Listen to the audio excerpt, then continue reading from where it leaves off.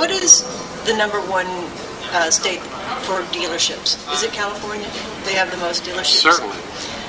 So California is the number one state that is still in a free fall when it comes to home prices, according to the Office of Home, how they... OFEO. Yeah, OFEO. Office of Housing Enterprise Oversight, the regulator for Fannie Mae and Freddie Mac. And, for California, if you look at the Case-Shiller index as well from Standard & Poor's, you see the same thing with the jumbo loans in there. California's impacted, Florida's impacted, Arizona's impacted, Nevada's impacted, and they're going to stay in correction mode throughout much of 2009, if not the entire year. That's going to hurt the car industry. There's no way around it. That has to work itself out. But it's that way because there were such huge run-ups in Florida. Double whammy, because we not only have home prices falling, we're losing dealerships. Dealerships are not making as much money, so they're not giving the cities as much tax base as they used to, and the state as much tax base as they used to. And there are government units that have lived on real estate taxes in other parts of the world, somewhat less so in California, but those revenues are gone, and so the state governments aren't buying those pickup trucks that they used to. And so it's not only the construction industry that's not buying trucks, it's governmental units that aren't buying trucks, and governmental units that are going through some cutbacks in spending. Do you see one manufacturer that's doing well? I mean, Toyota was down in the double declines. The only three that weren't in double decline were Audi, Volkswagen, and Mini. Was for the month of September. One of the problems is that the inventory is not matched up with what consumers are looking for. The small cars are mostly sold out. They're in very low supply.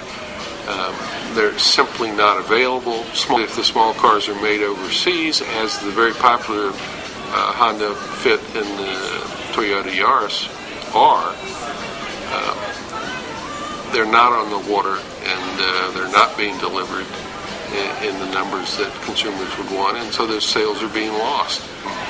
If you don't have any large number of trucks in your lineup, you're better off, and that's the case with Honda. So Honda's the bright spot while there has been a shift to cars.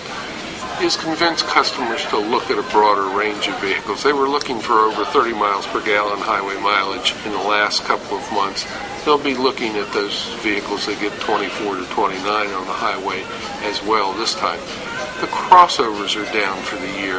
That's not normal compared with the last 9 years when they've exhibited double-digit rates of growth in the crossovers.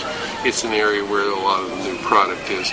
We think customers will be back to the crossovers because they represent a compromise from their old truck-based SUVs that got modest mileage to stronger mileage that is close to that of the sedans that these crossovers are based on.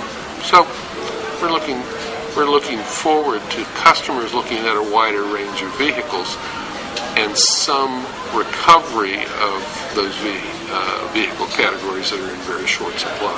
Honda Fit, Toyota Yaris, the small cars that have been a source of strength in small cars.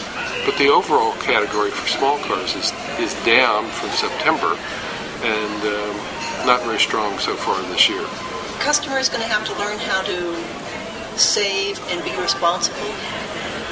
They're going to have to put up with higher document production for loans. They're going to have to put more money down.